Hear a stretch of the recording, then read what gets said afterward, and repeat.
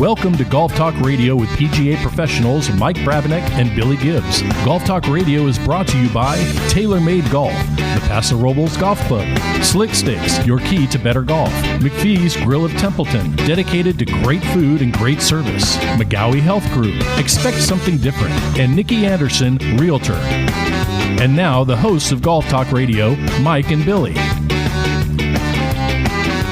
Welcome back in, everybody. Golf Talk Radio with Mike and Billy. So glad you guys are with us. It's Golf Talk Radio with Mike and Billy on the Golf Talk Radio Network. Don't forget to check us out at golftalkradio.com for our podcasts, available on iTunes, also with Android, any Apple device, iHeartRadio, iTunes Radio, Spreaker, you name it. We're all over the place. Very shortly, we'll have Mr. Dave Schimandel calling here. He's our club guru, good friend of ours, Club with Dave segment, and the guy has done fittings for professional players, long drive players, amateurs, you name it, and he knows golf equipment, and he is our golf equipment guru. And you can find Dave at slicksticks.com or call him at 805-598-9993. So Dave will be joining us here very shortly, as he does in the top of the second hour every week. And I was looking back through the records, going through our little history of today to get the show ready, and Dave's been with us a long time. Probably the longest. It's like 2005, I think, 2005, or something like that. Yeah. So how great is that? He's a great friend, talented man, storyteller, but he's been in the golf industry, I think, since the old Tom Morris got into the game. I think he played back in the late 1800s with old Tom. Did he play with old Tom? I think he might have. Well, that would be a good story to hear. But joking aside, he's just a great talent and a knowledgeable, and he's been part of the show, and he's a great addition to the show. And I hope he calls soon. We're also going to have, towards the end of the hour, we're going to have a live shot of the day. We're going to actually have a phone call from the professor who's going to hit a golf shot. He'll explain the shot, hit it for us, and it's great radio. We'd like to welcome in right now Mr. Dave Schimandel from Slick Sticks. Dave, are you with us? Yeah, Bill, how are you today? So great, Dave. I'm enjoying it. I'm in a new place. I'm looking at new things. There's a lot of toys in here. Mike's over there running the helm. It's awesome. It's just good. So thank you for calling in. Oh, you betcha. I can't wait to see your new spaceship you got over there. Well, you're good. We're going to be in studio next week, all four of us. Jim Delato. I know. So, it'll be cool. But so new listeners here on KVC that are listening to us that have not heard us before might not know who you are. We try to give a little bit how awesome you truly are. Did you play with old Tom Morris? Was that true, or was that a rumor that you played with? Well, we never played. I was a little too old, and I gave him some lessons. Okay, so I knew it was something like that. But can you share a little bit of your history? You've been in the industry forever. You're a staple in this area of just one of the best golf pros and builders and club fitters around. Tell us about you, Dave. Oh, well, let's see. I grew up in Sacramento, California. Started playing this game when I was 12 years old. And the first time I played it, I said, I love this game. And, God, ever since then, I've always wanted to be in the business or be a player or a teacher or whatever. Anything I could do to be part of the game. And turned pro in, 76? And been working on clubs for a little bit longer than that. And here we are. Well, it's amazing, too, because I consider you, people ask, who should I get fitted by? And fitting's a little different beast than it was when you and I grew up through the game. But you're still an expert. Yes, it is. And I don't know how you feel about that, but I know that you're on top of all the new stuff, and I guess we all have to kind of adapt to what's the latest and greatest. But you are an exceptional fitter, and what I mean by that is that you've done it for so long that you can see it with your eye what most machines can tell us. Most people are going to the different flight scopes and different machines and speed things, and you could do it by eye, which is very impressive. So is fitting still a passion for you? And what do you think about the latest and greatest of the technologies? Oh, I love it. And it is kind of funny. It has changed throughout the years, Bill. We've talked about it before where when I started fitting, it was a real custom fit would be, do you want stiff or regular? that was about it. That was awesome. Yeah, 8 and 3 too, right? It was always 8 and 3. Your 8 irons, 3 woods. There you go. That was it, man. And it would be stiff or regular, and McGregor or Wilson, and that was just about all the choices. And the green victory grips. It was totally a production And line. the green Victory grips, and then half cords came out. It was like, whoa, half cord. Oh, this is getting complicated. Oh, those are bringing back the good days. And lead tape, man. Lead tape was in every you're bag. Right, Bill. The game has changed. Technology has done some amazing things throughout the years. And if you would have told me the golf would be where it's at today 40 years ago, I would have just laughed at you. But you're right. It has gone from, I don't know, 90% art form, 10% science to 90% science, 10% art form nowadays. Well, I would consider you, Dave, a traditionalist only because I know you pretty well, as am I. But what do you think of the new potato chip shaped club face? I call it the potato chip. I have yet to see it. I am intrigued. I don't see how it can work, but I just got it's technology that came up, 1920s maybe, when they were working with roll and bulge on the face of woods. And it stuck around for all these years, and now they say it's... Actually, the testing I've read about is they say it works too well. Well, if I'm not mistaken, DJ won and Jason Day won, both using the potato chip face, right? Just they could have used broomstick. That's true too. Or Trevino used to say, "Get a Coke bottle on a stick and beat you," and he could. That was the sad part. That is so funny. But I remember I used to sell a lot of aluminum shafted clubs. And that would be my line. Well, Arnold Palmer won a few tournaments. Exactly. I was just going to say that. Well, Arnold Palmer won with anything he put in his hands. But it was all the rage because it was lighter and Palmer had it. So everybody wanted that. How funny is that, right? It was just lighter. And then the orange ball came with Jerry Pate, and everybody wanted the orange ball for a while. Remember? It was like, and Nicklaus's big putter, the big response putter, Nicklaus won in '86. Couldn't sell those things fast. I hated the orange ball. I figured it had an extra coat of paint on it. It wouldn't fit in the hole. Well, I lived in the East Coast then. In the fall, you couldn't find it. Every leaf was orange laying on the ground. You couldn't find that ball.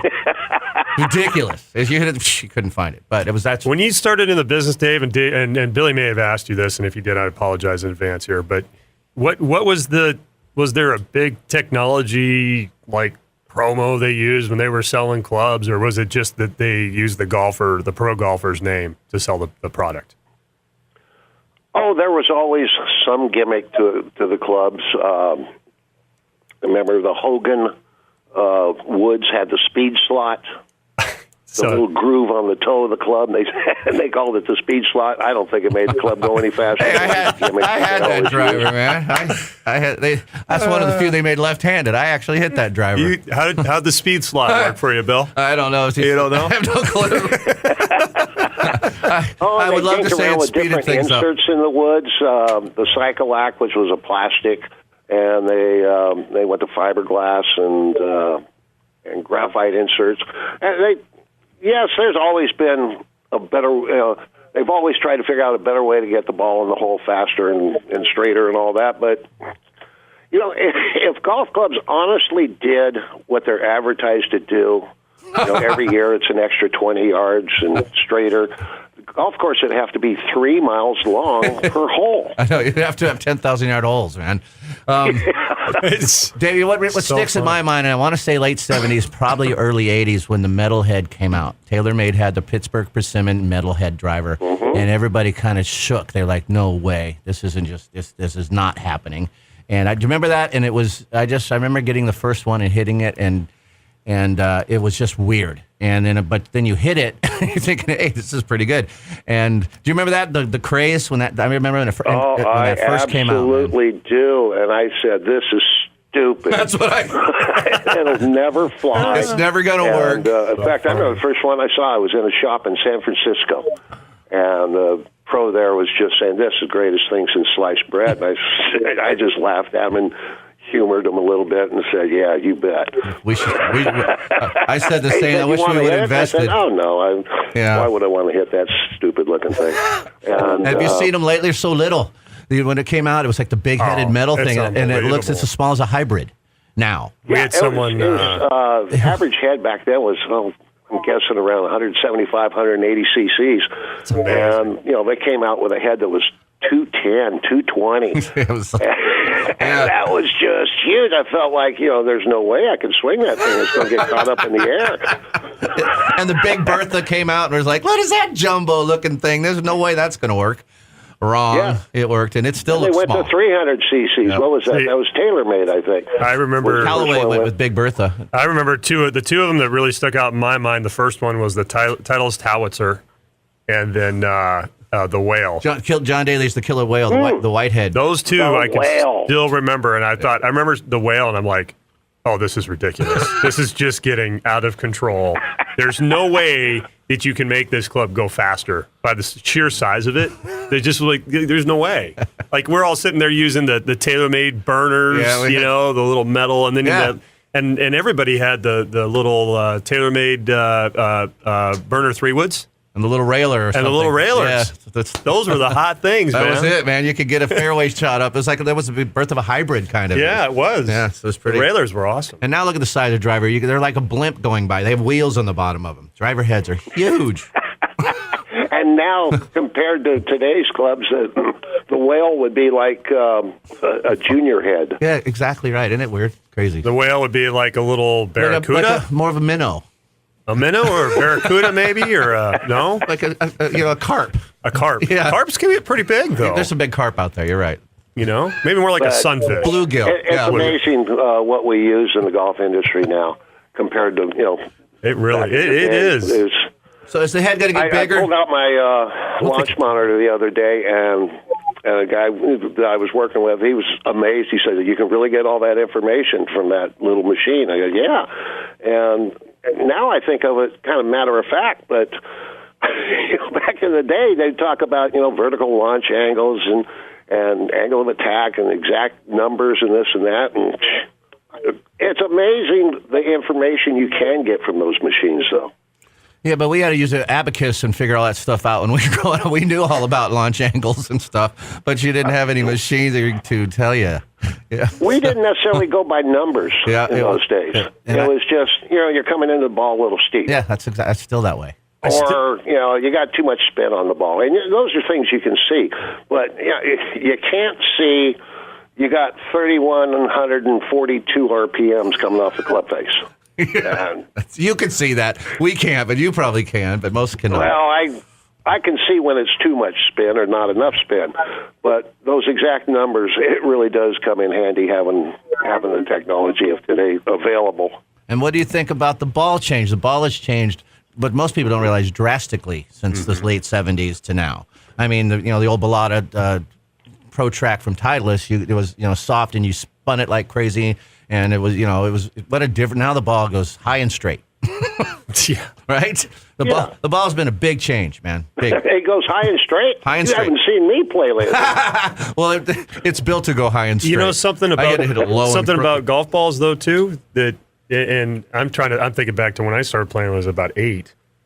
There are a heck of a lot more golf balls to choose from now, just like golf courses than there were back when I was 8. I mean, I can remember specific companies like Maxfly and Dunlop, Spalding, and Titleist.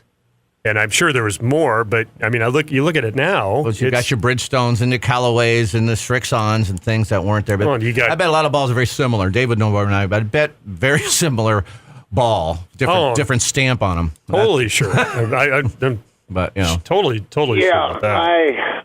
I remember talking to a rep, late 70s one time, and he said, there's only 3 factories for golf balls in the world.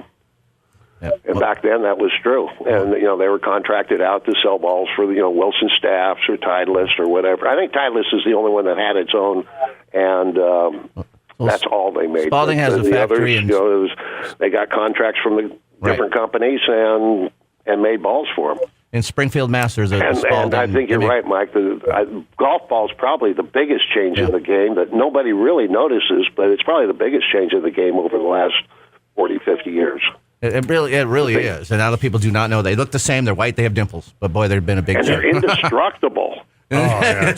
I know That's like- cockroaches and Spaldings will be the last 2 things on the planet. You're going to have cockroaches and a top flight will be sitting on the planet. That's what Billy says, Dave. After we're gone, that's what's going to be left: cockroaches and top flights. And That's it, man. There's that's Maybe a pinnacle or It could be two, a pinnacle or two in a putt. That's true. But nowadays, golf balls are pretty much indestructible with the urethane covers and all that.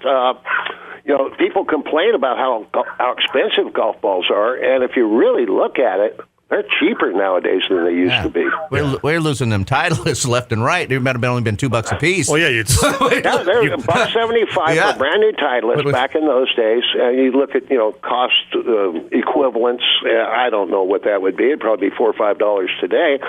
And a Titleist would last you if you hit it perfect.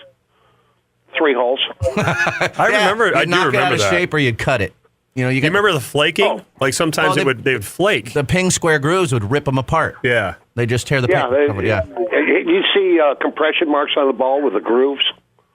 Yeah. They have That's little, true. little It's lines traced in the face the side of the ball. Yeah, so golf balls nowadays. That is definitely, in my mind anyway, the biggest advance in equipment. Do you take that in consideration when you're fitting someone for clubs? Do you ask them the ball, or do you recommend a ball? I mean, is that part of the fitting process that you do? It can be. Not normally. If you're looking for a club to fit somebody, a different ball doesn't make you taller, stronger, more agile, or anything like that. But when I do have people ask me, there are certain types of balls that fit certain types of players better. There's no doubt about that. I always ask. They say, whatever I find. That's what I get. What ball do you play? Whatever I find. That's something. That's what I Hey, get. did you hit the AVX? I did. I played when I played with you the other day. So it was good. I mean, it's You and I were driving it neck and neck. yeah, kind of were. No pun intended there, but I mean, most of mine are on the neck. You're right. And my neck. No, but I did like. I mean, actually, it's the only ball Is I that played. the new Titleist? yeah. He hit it great, Dave, when we played on Monday. He and I played Monday, and he hit it great. I don't know about that, but it was. I enjoyed it. But you're right. I did like the ball, and it's the only ball I played since I've been playing it. I played a few holes yesterday with Lori, and yeah, I put it together with the Kirkland. Somebody gave me the Kirkland ball. Now, how's the Kirkland? It doesn't fly near as great as that Titleist. Not even close. So you do notice a difference, and visually, like yardage wise, you could actually measure it out. And I brought chips I brought 2 chips back, and I chipped them both again to see. And I could tell you I could tell you the result by looking out the result. I could tell you which ball was which. I hit him and knew, but I could tell you. You can easily see that. So. Wow, that's pretty cool, actually. Hey, Dave, we got to go, believe it or not. It's time to take our first break, but anything out there you want to throw out from Slick Sticks? Right now, I've got a new product out that's it's really cool. There are a million clubs made for good players on the market today, and not many made for people with slower swings specifically. And most ladies' clubs are just men's clubs with a different paint job. I've got a set for slow swingers. It could be seniors, women, juniors. Helps you get the ball up in the air, a little higher, high lofted woods, 14-degree driver. It's just fantabulous. And the price is right, too. So if you know somebody that fits into that category, or you make fit in that category, it's worth taking a look at. And that's probably, Dave's probably some just like, they think they swing faster than they do, and it's got to be detrimental to them if they don't swing fast enough, then they're using clubs that need to be swung fast. And a lot of people probably don't realize that either. I play stiff. So true. Yeah. One of the number one selling drivers on the market, the exact same ones that Jason Day is using. Exactly. Yes. I'm sorry, not a lot of them swing like Jason Day. No, not too many, man. Man, we wish we did. Yep. Dave, thank you for your expertise and being part of the show. I look forward to seeing you next week on the show. It's going to be fun to be together in the studio. I look forward to this new station. This ought to be a lot of fun. That'll be cool. And he's Dave Shamandel, your key to better golf, clubs, grips, repairs, adjusting loft and lies, Flight Scope Challenge and golf lessons, you name it. Club fittings, 805-598-9993. Thank you, David. I didn't hear that. What was that phone number? 595. 805-598-9993. I'm glad I could help. Guys, Thanks, have a great week. We'll see you soon. Good luck on the new show, okay? Thank you, buddy. David. See ya. Okay, bye-bye. I love how you hitting buttons, man, is a hot thing, dude. It's a hot thing? And you're going left. I see. It's hard and lefty, you're man. going left. And it's out of my reach. It's going to be great for your gotta figure that thing out. dexterity. It's going to be great for your balance. It's going to help your golf game. It's definitely going to even me out. It's going to even you out. You're going to be like the centered person. Finally. So you go, Finally, somewhere in my life, I will be a centered person. Don't forget, Golf Talk Radio is brought to you by healthiq.com. Use the code Golf Talk. They can get people lower rates. See if you qualify through healthiq.com today. Use the code Golf Talk. Golf Talk Radio with Mike and Billy will be right back right here on the Golf Talk Radio Network.